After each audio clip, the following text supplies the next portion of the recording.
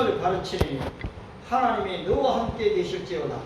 너는 하나님 앞에서 그 백성을 위하여 그 사건들을 하나님께 가져오며 그들에게 윤리와 법도를 가르쳐서 마땅히 관계와 할 일을 그들에게 보이고 너는 또 온 백성 가운데서 능력 있는 사람들 곧 하나님을 두려워하며 진실하며 불의한 이익을 미워하는 자를 살펴서 백성 위에 세워 천부장과 백부장과 오십부장과 십부장을 삼아 그들이 때를 따라 백성을 재판하게 하라. 큰 일은 모두 내게 가져갈 것이요 작은 일은 모두 그들이 스스로 재판할 것이니 그리하면 그들이 너와 함께 담당할 것인즉 일이 내게 쉬우리라.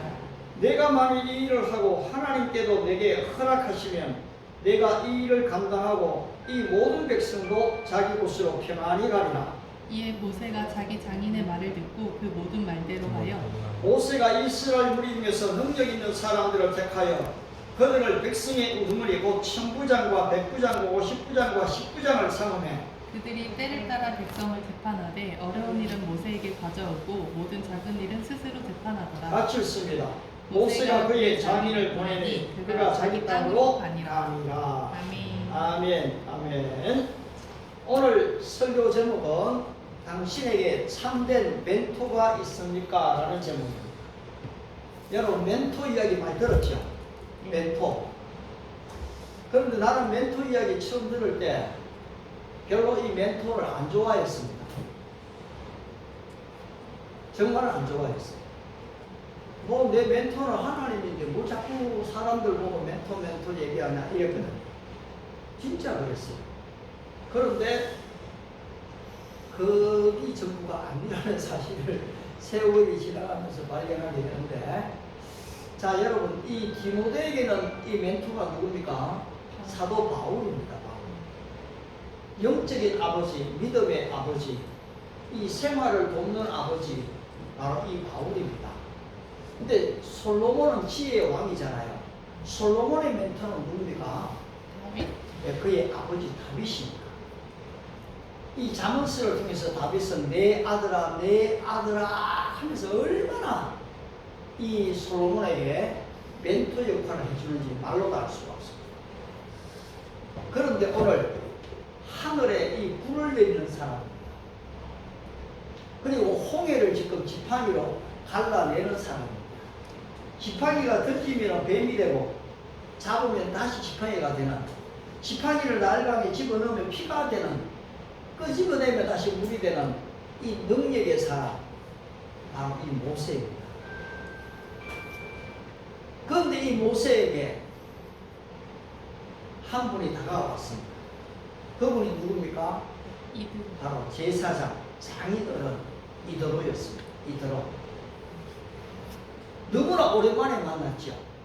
왜냐하니까 모세가 이제 80살이 되어서 사명을 발견하고 이제는 자기 아내와 그리고 아들 둘을 장인어른 옆에 두고 자기가 혼자 지금 이집트 애굽으로 온 거거든요. 그리고 이스라엘 백성들을 적과 군이를 가나안 땅으로 인도해 갑니다. 그런데 이때에 보통 숫자들을 한 200만의 사람들이 이동을 한다고 해요. 그런데 이것을 사실은 장막을 지금 펼치고 또 그 다음에 이동하고 이러잖아요. 이걸 지금 광야교회, 장막교회라고 얘기합니다. 그런데 이렇게 지금 가는 중에 200만의 사람이 있으니까 거기에는 사건, 사고가 발생할 수밖에 없잖아요. 사람이 모이는 곳에는 여러분 문제가 발생할 수밖에 없습니다. 정신적인 문제도 발생하고 육체적인 문제도 발생하고 또 질병 같은 것도 발생하잖아요. 지금 이렇게 지금 문제들이 발생되니까 이 문제를 해결해 줘야 되지 않습니까? 안 그래도 이게 외부에 이 아말렉이 지금 또 쳐들어오니까 이 모세가 이 적군을 막아야 했거든요. 또 그 앞에서는 이 물이 없어갖고 이스라엘 백성들이 그렇게 지금 또 모세를 원망했거든요. 그래서 반석에서 또 물을 냅니다. 문제 해결을 한두 개 해주는 게 아니에요. 그런데 이때에 장인이 모세가 그렇게도 보고 싶어 했던 이 아내 시보라와 아들 둘을 데리고, 손자죠, 데리고 지금 모세에게 온 것입니다. 몇 년 만에 만납니다. 얼마나 반갑겠습니까? 이야, 너무너무 감사합니다. 그래서 그 장인이 들어가 그 모세가 하루 종일 뭘 하는지를 자세히 살펴봤거든요. 한번 열어보십시오. 지금 14절 말씀을 여러분 다 같이 한번 18장 14절 같이 한번 읽겠습니다. 시작. 모세의 장인이 모세가 백성에게 행한 이 모든 일을 보고 있는데 내가 이 백성에게 행한 이 일이 어찌 되느냐? 어찌하여 내가 홀로 앉아있고 백성은 아침부터 저녁까지 내 곁에 서 있느냐? 그렇습니다, 여러분. 오늘 이 본문 14절은 멘토가 될 자격이 무엇인지를 보여주고 있습니다. 모세의 장인 이드로가 모세가 백성에게 행하는 이 모든 일을 보고라고 했습니다. 이 멘토는 멘티가 하는 일을 알고 있어야 합니다. 가능하면 그 모든 사정을 알고 있어야 합니다. 아울러 자신이 듣고 보았던 것이 주관적인 확신이 아닌 이 멘토들도 위험에 빠지는데요. 자기 주관적인 확신에 빠져버려요. 이 주관적인 확신이 아닌 보다 객관적 사실인지를 확인해 보아야 합니다. 그런데 오늘 이 모세가 질문을 던지시오. 내가 이 백성에 행하는 이 일이 어찌 됨이냐? 이 질문을 해올 때만 해도 모세는 장인 어린이 내가 하는 일에 관심이 있으시구나, 그렇게 좀 생각을 했습니다. 그런데 15절에 백성이 하나님께 물으려고 내게 옵니다 대답을 하죠. 모세가 또 그들이 일이 있으면 내게로 오나니 내가 그 양쪽을 재판하여 하나님의 율례와 법도를 알게 합니다, 그렇게 대답했습니다. 그런데 이때 멘토 장인 이드로의 대답이 무엇입니까? 여러분 17절 18절 같이 한번 읽겠습니다. 같이 읽습니다. 시작. 모세의 장인이 그에게 이르되 내가 하나님께 옳지 못하도다. 너와 또 너와 함께한 이 백성이 필경 기력이 쉬하니 이 일이 내게 너무 중요합니다. 내가 혼자 할 수 없으리라. 우리 모두는 이 모세가 얼마나 어렵고 힘들게 애국에서 종살이하고 있던 이스라엘 백성들을 적과 위에 흐르는 가나안 땅으로 인도해 온지 그 리더십을 이미 우리는 알고 있습니다.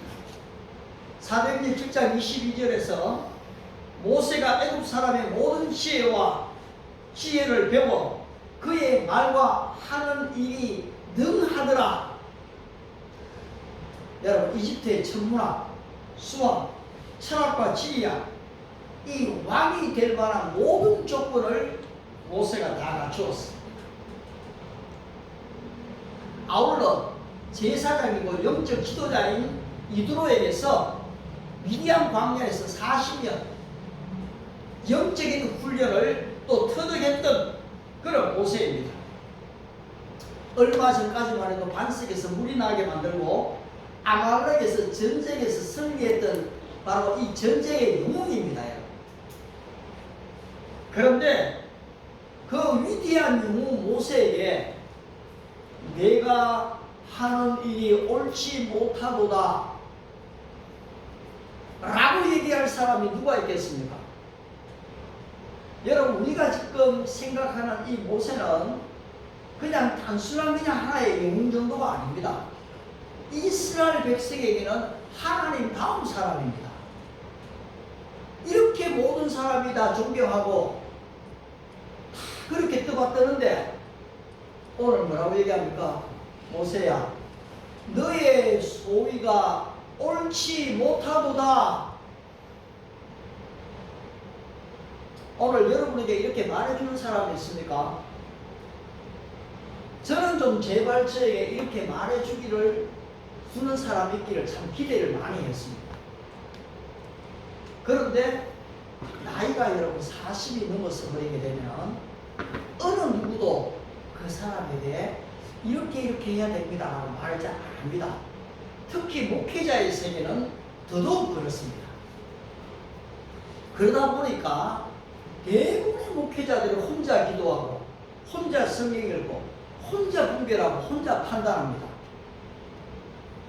그래서 이 목회자가 필요한데도 목회자의 목회자를 잘 만나기가 참 어렵습니다. 그런데 제 같은 경우는 고집이 더 셌어요. 21살 때부터 새벽 기도를 나가면서 새벽 기도 때 말씀을 다 지금 적어왔죠. 그리고서 이 목사님의 말씀과 성경 말씀을 대조하면서 참 은혜를 많이 받습니다. 그러다가 이 안에 뭘 만들었는가 하니까 한번 살짝 얘기한 적은 있어요. 예수 성서대학이라는 것을 제가 나름대로 만들어 버렸어요. 대학교도 안 갔으니까 누가 들어오라고 하는 사람도 없고 나는 대학교 못 가면은 내가 대학교를 만들어 버립니다. 여러분 유치원 원장이 돼버리면은 뭐 유치원 선생님 괜히 많이 걱정할 필요 없잖아요. 여러분들이 돈 좀 있으면 병원 하나 찌부리고 되잖아요. 그러면 의사 교수들 다 초빙하고 그 병원을 운영하는 운영자가 되면 되잖아요. 그런데 대부분 이거는 안 된다 싶으니까 아예 생각도 안 할 뿐인 거죠. 그런데 어떤 면에서 여러분 좀 교만하십시오. 이걸 하다가 안 되면은 이것보다 더 나은 게 뭔지를 한번 확 생각해 버리십시오. 그래서 제가 그런 교만으로 한 건 아니지만 그때 책을 한 권 읽고 아이디어를 얻었고 예수 성서대학이라는 것을 딱 만들어갖고 여기에 그대로 적어놨습니다.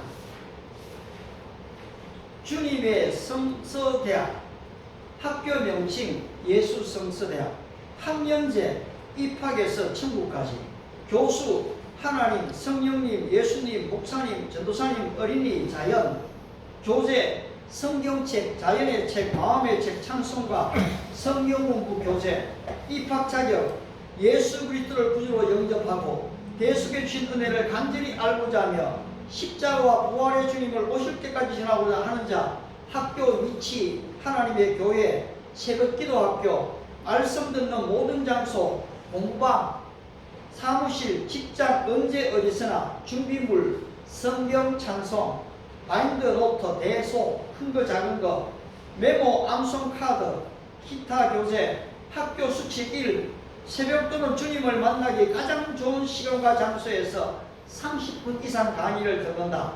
마가복음 1장 35절. 2. 받은 말씀을 나누며 서로를 위해 기도한다. 빌립보서 2장 1절에서 4절. 3. 십자가와 부활의 증인이 된다. 고린도전서 11장 26절. 이런 식으로 이게 몇 년도 건가 하니까요. 거의 이게 40년 전 겁니다. 이게 그대로 있어요. 40년 전에. 또 그 다음에 조금은 내가 붓펜을 좋아하기 때문에 또 이 붓펜으로도 이래 좀 3M 전도단 방향 하면서 이렇게도 좀 적어놓고 이래 했더라고요.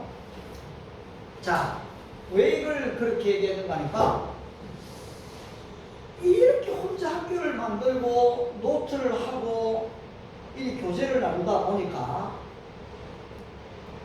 거기에서 꼭 지도자가 등장을 하는데 너희는 지도자라 칭함을 받지 말라. 너희 지도자는 오직 한 분 그리스도 예수시다. 제가 그 내용을 강력하게 탁 받아들이고서는 예수님이 나의 위대한 지도자시다 이렇게 생각을 했어요. 그 다음에 또 시편 말씀에 내가 너의 갈 길을 가르쳐버리고 너를 훈계하리로다. 또 이 말씀이 딱 오니까 하나님이 나를 가르치고 훈계하신다. 그 다음에 또 요한복음 14장을 읽으면은 그러나 진리의 성령이 오시면 그가 너희를 모든 진리 가운데로 인도하실 것이요 장래 일을 너희에게 알리시리라. 이 미래를 알려주신다는 성령님이 또 나의 지도자라는 사실을 발견하게 되니까 솔직히 대학 안 가는 것에 대해서요 그렇게 막 그 미래가 두렵고 암울하고 힘들지는 않았어요. 왜냐니까 나는 최고의 지금 석학들에게 배우고 있거든요. 또 그 다음에 목사님을 새벽 기도 때마다 듣기 때문에 또 서연교회라는 곳에 세계 각국의 위대한 이 영적 지도자들이 너무나 많이 온 곳이기 때문에 그분들의 부흥회를 쫓아다니면서 다 적었거든요. 왜냐니까 대구 서연교회는 정말로 한국에 유명한 세계에 유명한 사람들은 대구에 왔다 하면은 대구 서연교회로 다 왔거든요. 그래서 굉장한 자부심을 갖고 그 말씀을 메모하고 적었습니다. 근데 이렇게 되면 좀 위험에 빠져요. 하나님 중심주의는 되는데 이 수평적인 관계, 사람과 사람의 관계가 약화될 수가 있는 거예요. 그래서 여기 보면 내 친구들한테도 야, 인간적으로 생각하는 게 뭐냐? 성경적으로 생각해야지. 내 앞에서 다시는 인간적으로 말하는 그런 말 하지 마라! 하고 친구들을 쫓아낸 거예요. 지가 무슨 목사도 아니고 전도사도 아니고 무슨 영적인 지도자도 아니고 재수 삼수하는 주제에, 그런데 어쨌든 간에 도서관에만 가면은 기독교 서적 읽게 되고 성경 읽게 되고, 내가 입만 벌리면은 말을 누가 말을 하려거든 하나님의 말을 하는 것 같이 하고, 말을 누가 봉사하려거든 하나님의 능력을 공급하는 것 같이 하라 이런 거 하니까 막 주일학교에도 막 부흥이 일어나고 막 이게 너무 파워가 있는 거죠. 여기 보면 그런 애들이 실질적으로 내한테 겁을 내고 도망도 다니고 막 그랬어요. 그러니까 내가 이제 나중에 이제 인간 학문적인 세상적인 필요가 있어가 철학과도 가고 이제 공부도 좀 했지만은 내 안에 가진 자부심이 너무 크기 때문에 웬만한 사람들의 이야기가 귀에 별로 안 들어오는 거죠. 부산에 가서 전도사 시절을 5년간을 지냈는데도 그분이 늘 하는 말이 고전도사! 예! 이분은 탁구를 너무 잘 쳐요. 내가 이분한테 탁구 배웠어요. 아, 기분 나쁘게 그분이 왼손이 치는데도 내가 오른손을 쳐가 못 이기는 거예요. 그런데 나중에 시간이 지나고 해야 되니까 그분은 진원해고 나는 떠오르는 태양이잖아요. 결국은 그분을 내가 다 이기게 되죠. 다 이기게 되는데요. 그분을 타는 말이 그분이 전공이 철학이에요. 원수상 좀 제발 주관을 객관할 줄 알고 객관을 좀 주관할 줄 알아라. 그런데 그때만 해도 24살, 5살 때인데 주관이라는 말과 객관이라는 말을 잘 모르는 거야, 한마디로. 예. 주관적이라는 것은 내 개인적인 생각인 거잖아요. 이 내 개인적인 생각을 모든 사람들 속에서 객관화 할 줄 알아야 된다는 거죠. 그런데 개인 감정은 어떻습니까? 전부 다 주관적인 거예요. 내가 기도해가 하나님 만나고, 내가 기도해가 응답을 보고, 내가 기도해가 마음이 뜨거워지고, 내가 결정해갖고 너무너무 좋은 결과들이 일어나니까 이건 뭡니까? 전부 다 주관적인 거예요. 이 감정들은 전부 다 그런 것들이죠. 그런데 이걸 객관화시켜라, 객관화시켜라 그 말을 그때는 잘 몰랐어요. 근데 몇 년 지나고 나니까 내가 또 철학을 공부하게 되니까 철학에서 나오는 용어들이 매일 이런 말들이에요. 주관, 객관, 그 다음에 역사, 그 다음에 존재, 인식, 가치 전부 다 이런 말들이거든요. 그래서 이제 그걸 공부를 해보니까 그분이 왜 그때 주관을 객관화하고 객관을 주관화할 줄 알아야 된다 말을 했는지 알겠는 거예요. 그래서 여기 보면 사람은 배워야 되는 게 사실인 것 같아요. 모세가 지금 애굽의 학문을 배웠잖아요. 말과 일에 능했잖아요.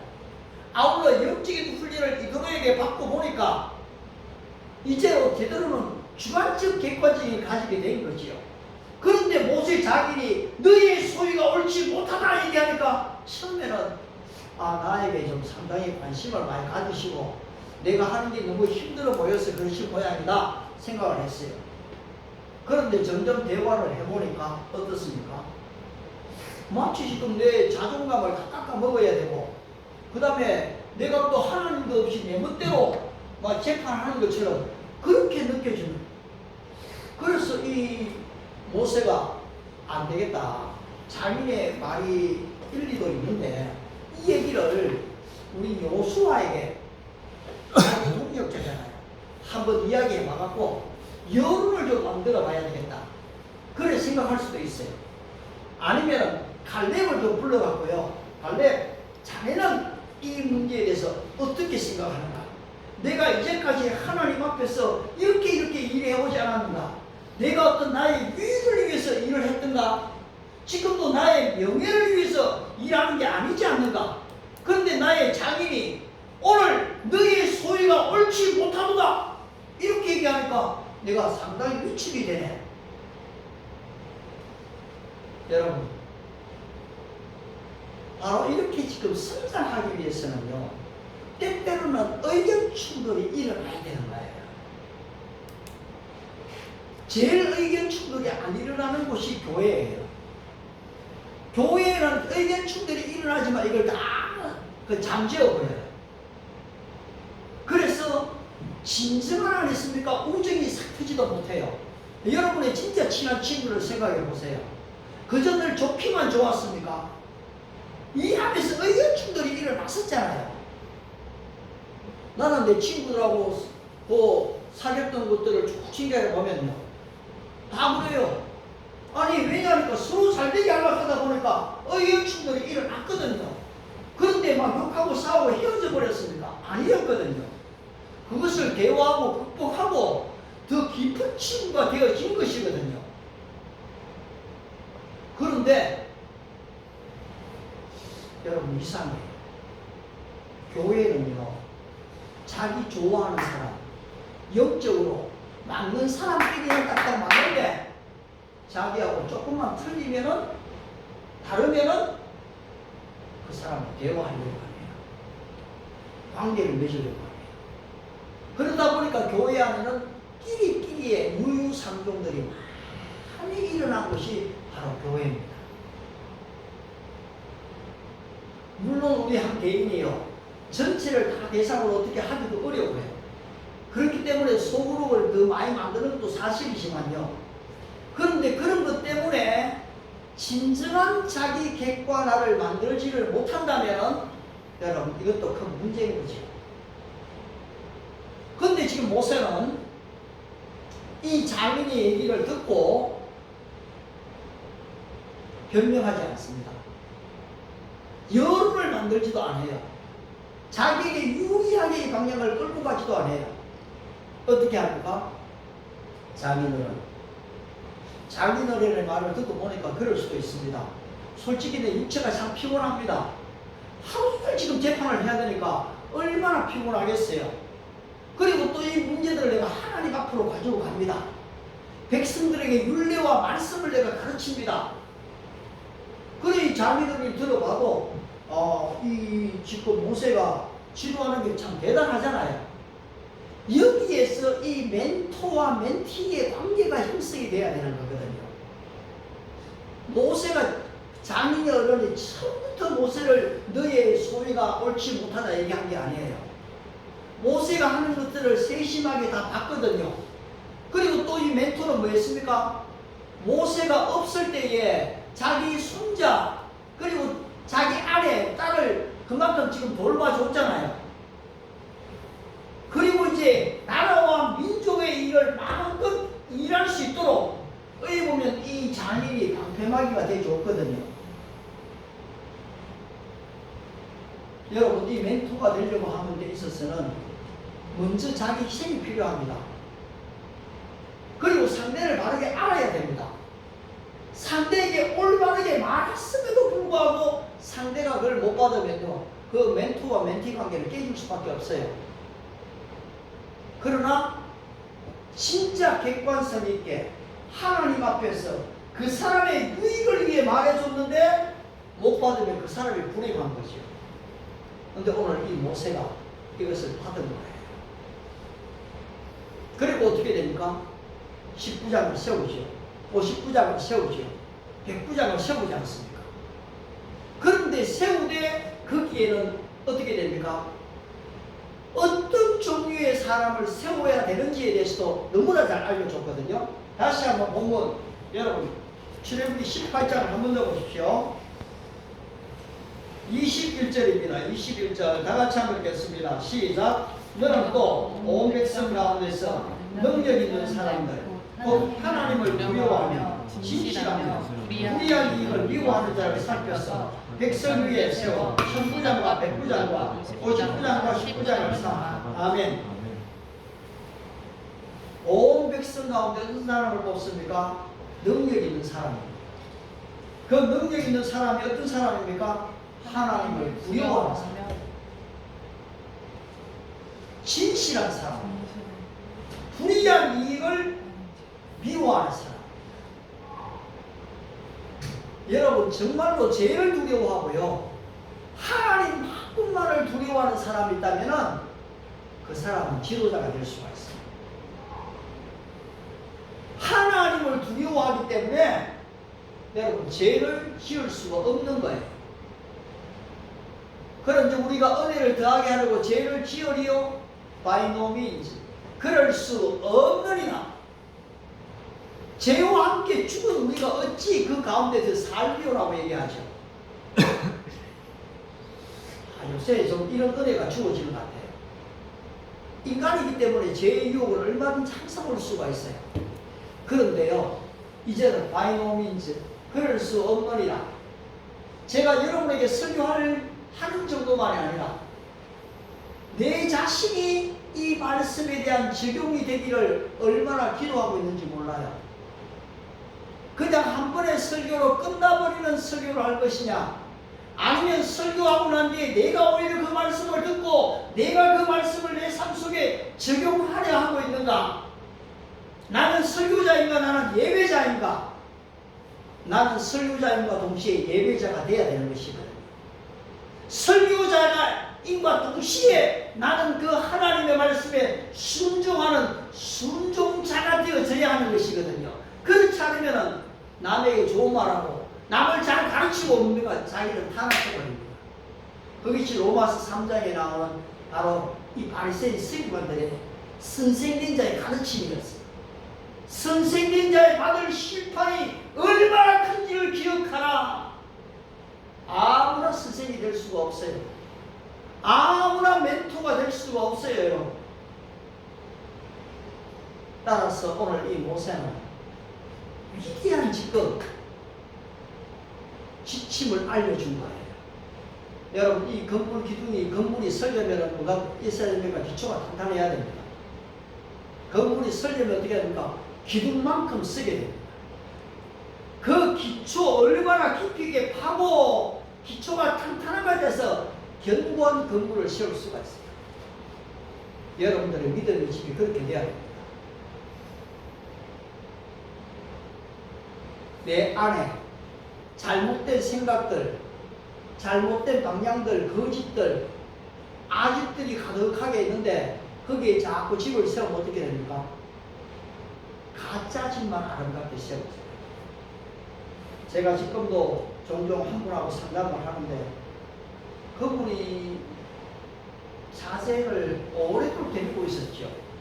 근데 여러분 오래 20-30년 데리고 있었기 때문에 두세 달 일에 봤던 사람보다 더 많이 알고 있을까요? 알 수 있다는 것이 이번에 나는 다 드러나요. 그 엄마는 우리 아들이 이거 좋아한다 했는데 분식집에 가보면 그거 하나도 안 먹어요. 오히려 내가 가져다 주는 치즈를 먹어요. 내가 가져다 주는 오히려 음료수를 마셔요. 그걸 보면서요, 오늘날 우리 교회 생활이 자칫 잘못하면 축구할 때요, 앞에 공을 딱 놓고 사실은 이 왼발을 어떻게 디디는가에 따라서 이 공의 방향이 가게 되어 있거든요. 그런데 지금 이 발을 디딤발을 잘못 디디가 공을 차면은 이 공은 잘못 가게 되어 있어요. 그런데 많은 사람들이 발을 잘못 디딘 채 이거 연습만 자꾸 하는 거예요. 잘못 가는 연습을 많이 하면 할수록 어떻게 됩니까? 더 잘못하는 거예요. 우리의 인생의 방향도 마찬가지입니다. 여러분. 정말로 하나님을 두려워하고 죄를 두려워하며 진실하고 불의한 이익을 미워하는 그 중심을 가지고 있으면 이 사람은 국가에 도움이 돼요. 사회에 도움이 돼요. 교회에 도움이 돼요. 그런데 방향이 잘못 딱 잡힌 사람이 계속 많아지게 되면 어떻게 됩니까? 이기적인 집단만 만들어내는 거예요. 숫자는 좀 많아지는지 모르지만은 거기에는 희생도 없어요. 수고도 없어요. 감사도 없어요. 자기 목적 달성을 위해서 어떤 이익을 취할 수 있는가? 우리 교회에 어떤 유명한 사람이 있는가? 그것만 지금 찾아내는 사람들이 생겨난다는 거죠. 그러면 여러분 그 집은 다 무너지게 되어 있어요. 모래 위에 세운 집이거든요. 그런데 오늘 이드로가 모세에게 이렇게 지금 멘토로서의 이 상담을 주니까 모세가 이것을 그대로 받아들이거든요. 여러분 이것이 이 멘티의 자세입니다. 이것이 바로 배우는 자의 자세입니다. 제가 미국을 가면서요. 처음 갔잖아요.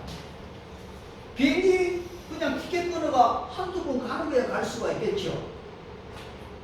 그런데 비자를 받으려고 하고 지금 이러한 과정들이요. 이게 쉽지가 않더라고요. 그래서 내가 유학원에 가다가 신청을 했어요. 그랬더니만 돈 50만 원 먼저 내고 그 다음에 합격하면 100만 원 또 달라 이렇게 하더라고요. 그런데 50만 원도 아까워 죽겠는데 나중에 또 미국 들어가게 되면 100만 원 내라 이렇게 하니까요. 그래서 내가 딱 가서 앉았습니다. 기도하고 그 한 3, 40분 대화하는 중에 나름대로 캐치가 다 돼요. 이슬까지만 하고 나머지는 더 이상 50만 원 낼 필요도 없어요. 딱 보니까요. 그래서 하나님의 은혜가 있어서 가게 되면은 하나님의 뜻이고 못 가면 안 가면 되는 거고 그리고요 더 이상 유학은 문을 두드리지 않았어요. 그리고 기도하면서요. 자, 이래 준비를 했는데요. 거기까지 가기까지 과정에 있어서는 지난번 여기 오셨던 우리 유 교수님하고요. 카톡 대화를 얼마나 많이 했는지 모릅니다. 카톡 대화를. 그렇게 되기까지. 그리고 나중에 이제 딱 비자 받고서 그 하나님께 감사하고 그 유 교수님한테 감사한데 그 글의 내용을 내가 다 지금 우리 페북에 내 페북에 다 올려놓은 거예요. 혹시라도 후배 학생 중에서 미국에 비자를 받고 가고 싶어 한다거나 이럴 때 도움이 되라고 그 내용들요 빼고 느리고도 할 것 없이 그대로 다 올려놨어요. 그리고 이제 미국 가갖고도 총장님은 내보다 나이가 한 4-5살 많은 분이에요. 그런데 직접 일선에서 논문 지도를 하고 가르치는 보니까 이 젊은 분이에요. 내하고 나이 차이가 벌써 20년 넘게 차이 나거든요. 22년 차이가 나요. 그런데요, 내가 그분 앞에서 교만할까요? 정말 아니요. 학문적인 입장에 있어서는요, 이분만큼 자세하게 내한테 얘기해 준 사람이 없었어요. 내가 신대원에서 공부했잖아요.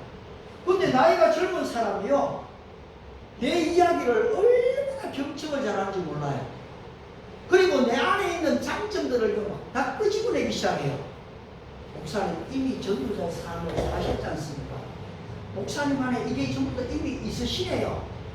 이러면서 이 장점들을 막 끄집어내는 거예요. 그러면서 그 옆에서 내가 부족한 약점들을요 슬쩍슬쩍 다 언급을 다 해줘요. 이분인지도 모르고 내가 내 앞에 설교 다 했잖아요. 교수인지도 모르고 설교 다 했잖아요. 난 오히려 이게 잘 됐던 것 같아요. 내가 오히려 교수를 알았으면 신경을 좀 썼을 것 같은데요. 뭐 웬만한 청년 한 명 왔다 싶으니까 막 할 말을 하면 다 했잖아요. 그런데 전도사하고 목사는 틀린 거예요. 예, 그것도 나중에 좀 얘기해 드릴게요. 이 좋은 질문이죠. 예. 지금, 전도사는 이제 강도사도 그렇고 목사 되기 전 과정이니까요. 재학생 중인, 신학교 재학 중인 사람들은 우리가 전도사라고 부르거든요. 그러니까 외국에 가 있는 사람은 전도사라고. 외국에 가 있는 사람은 선교사라고 부르죠. 그럼 목사로 틀린 거예요? 예, 예, 좋아요. 좋은 질문 감사해요.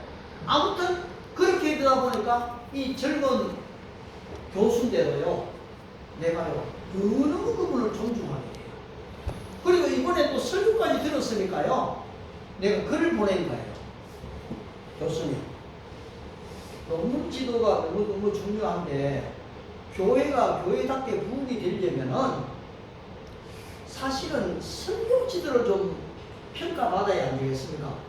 근데 목사님이 지금 한 번은 직접 들으셨고, 그 다음에 두 번째 설교를 내가 이렇게 하게 됐는데, 이게 시각적으로 혹시 하자는 없겠습니까? 한번 이 부분에 대해서 좀 시간이 여건이 되신다면은, 이거 굉장히 조심스럽거든요. 부탁하는 사람도 조심스럽고요. 그 남의 설교에 대해 평가를 하는 사람은 더더욱 안 하려고 해요. 그런데 이분한테 글을 보냈더니만요, 목사님 솔직히 제가요 설교적 관점에서 설교는 조금 얘기할 수 있지만은 일반 설교를 말하기는 힘듭니다. 근데 목사님이 설교학적 관점에서 설교를 조금 얘기 들으시려고 한다면은 내가 이렇게 도움을 드릴 수 있습니다. 여러분, 이것도 얼마나 겸손의 얘기인지 몰라요. 아이고, 얼마든지 감사하죠. 그랬더니만요, 그 바쁜 중에 시간을 내갖고, 아이고, 목사님, 혹시 시간 괜찮으면 이걸 말로 하기보다는 얼굴을 좀 보고 이야기할 필요가 있겠는데요. 그 당일날 지금 시간을 얘기한 거예요. 그래서 어쩔 수 없이요, 제가, 아이고, 죄송해요. 코로나 중이 돼갖고, 진짜 달려가고 싶은데 가지는 못하겠고, 교수님 괜찮으면 영상으로 대화 좀 해도 되겠습니까? 그분이 또 이분이 영상에 또 전문가거든요.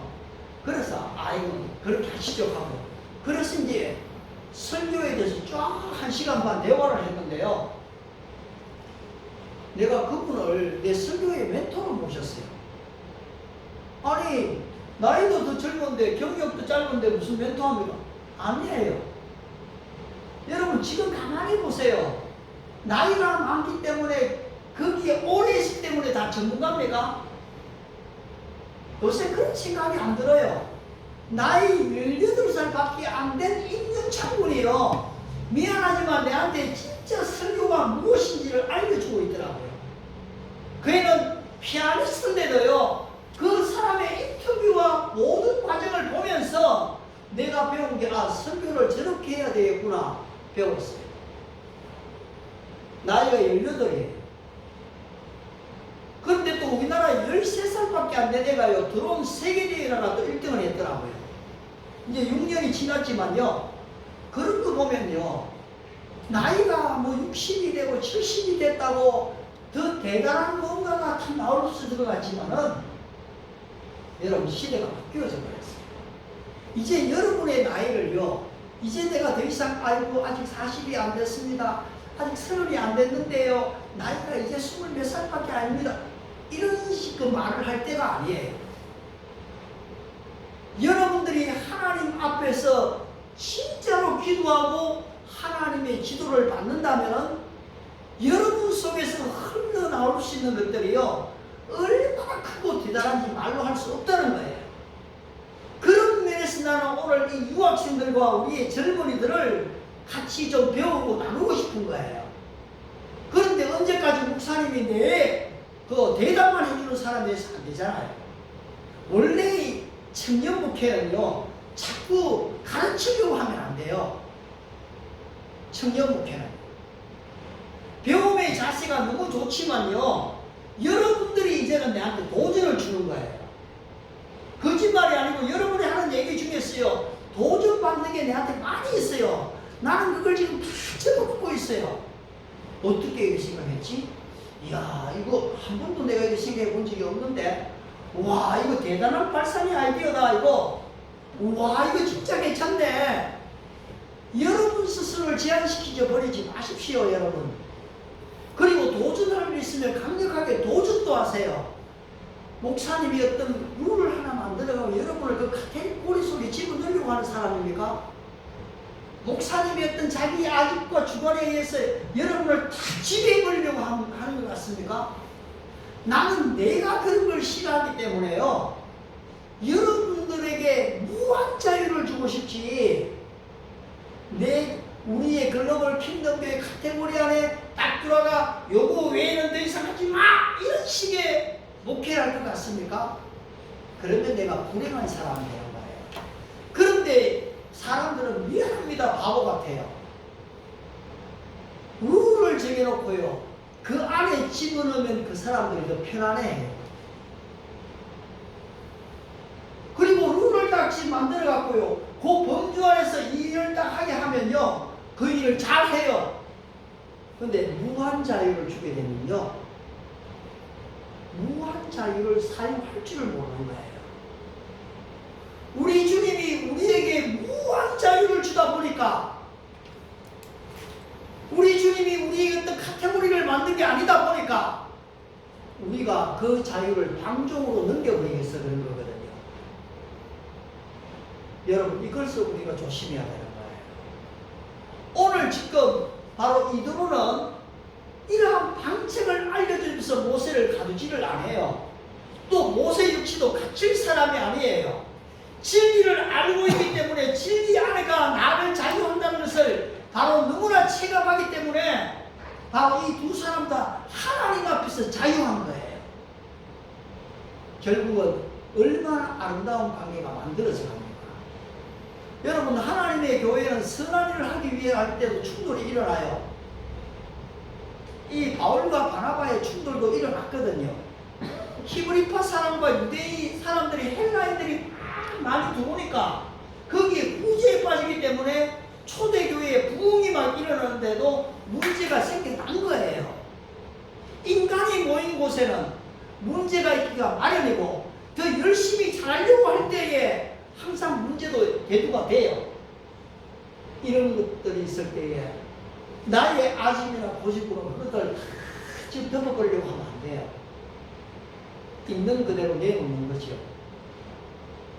목사도 얼마든지 고집이 있을 수 있고 목사님 아집이 있을 수 있거든요. 자기가 제일 많이 기도하기 때문에 주관주의에 깊이 빠져버릴 수도 있어요.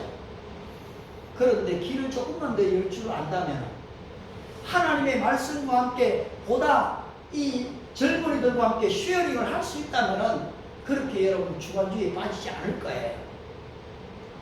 또 여러분 역시도 어디에 구속당하지 않을 거예요. 진리 안에서 이 자유를 여러분이 배워갈 거거든요. 결론적으로 오늘 이 모세는 자기 자민을 지금 멘토로 모셨습니다. 여러분들이 그리스도를 진짜 여러분의 멘토로 모시고요. 진짜 여러분의 일평생 좀 따를 수 있는 사람도 여러분이 좀 발견해야 됩니다. 히브리서 13장 7절 한 구절 좀 찾아보고 마칠게요. 히브리서 13장 7절입니다.